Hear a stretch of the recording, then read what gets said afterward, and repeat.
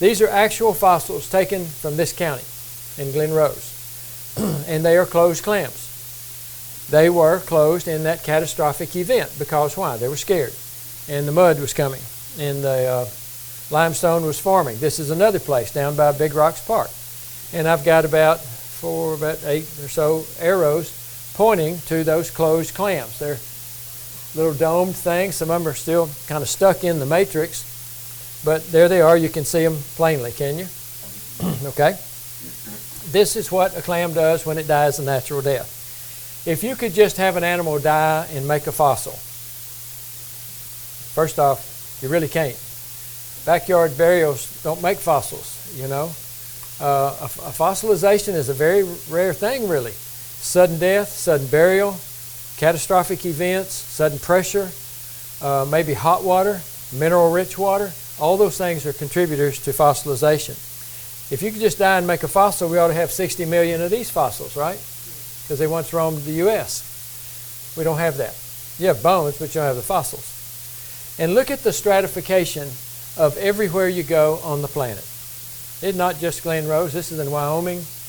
I'm going to show you several of these. Ken Ham's phrase is, billions of dead things buried in rock layers laid down by water all over the earth. That's exactly what we find. And the St. Peter Sandstone Formation covers the whole U.S. and indicates an east to west water flow, as the arrow is suggesting. This is in Germany, near Rudesheim, Germany. We were there in 2005 doing some research along the way, and you see that this speaks of rapid deposition. Look how straight the layers are, each one. Look at the uniform thickness. This might be a thin layer, that might be a thick layer, but each layer's got its own temperament, its own thickness layer to it. That speaks of being rapidly laid down. Here's southern Utah. Look at the extremely straight lines. I mean, that screams there was a flood with high and low tide. Twice a day, year-long flood.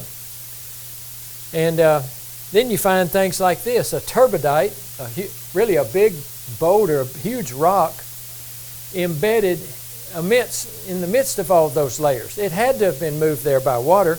And you're in a county that's got a park named Big Rocks Park for a reason.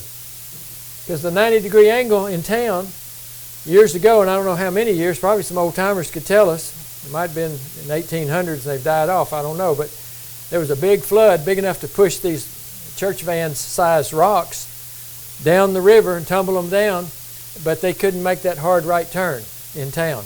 And so the water just piled them up over there on the side, and now the kids jump from boulder to boulder, and it's a good playground for them. It's called Big Rocks Park. So obviously we had moving water, and yet the secular geologists say, oh, no, those layers, this took millions of years for every one of these to form, and then every one of these, and got all these names, complicated names and things they name them, you know.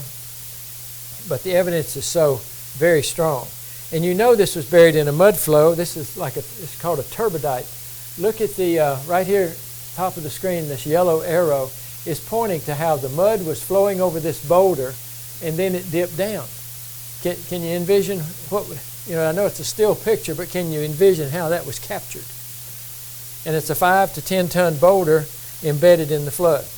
This is close to where we live in northeast Texas, and this is a coal seam at the Texas Utilities, or TXO mine, I think it is. And you see these coal seams. The typical story on coal is that it was once a swamp, and the plants just lived their life cycle and fell in there and got buried somehow and turned into coal and all that.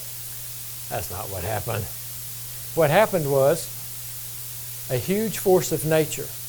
And I want you to tell me, what force of nature could uproot massive amounts of vegetation, transport it, and then bury it? A flood. A flood. You've got it. This is a smart class. And look right here at this knife edge interface. The dark is the coal, little thin seam of coal here. And then that knife edge interface is more evidence because there's no root penetration. Those plants didn't grow there. They were washed in there. Let me show you what one tsunami will do too. This is an aerial view of Sri Lanka. And we see the coastline here. We see vegetation. We see fences. Probably pasture land marking boundaries or something from neighbors, and maybe a few barns or houses. a road up there at the top, it looks like to me. You can see the road, the top arrow, and maybe a barn or a building. Look what one 50-foot wave did. Boom. There's your road remnant. There's your barn, maybe the slab, or something like that. So, church, what an amazing thing to go from here to here with one wave. What about a year of waves? Completely denuding the landscape? A global flood is the right answer. Even in Glen Rose, right down the street here, is evidence of stratification.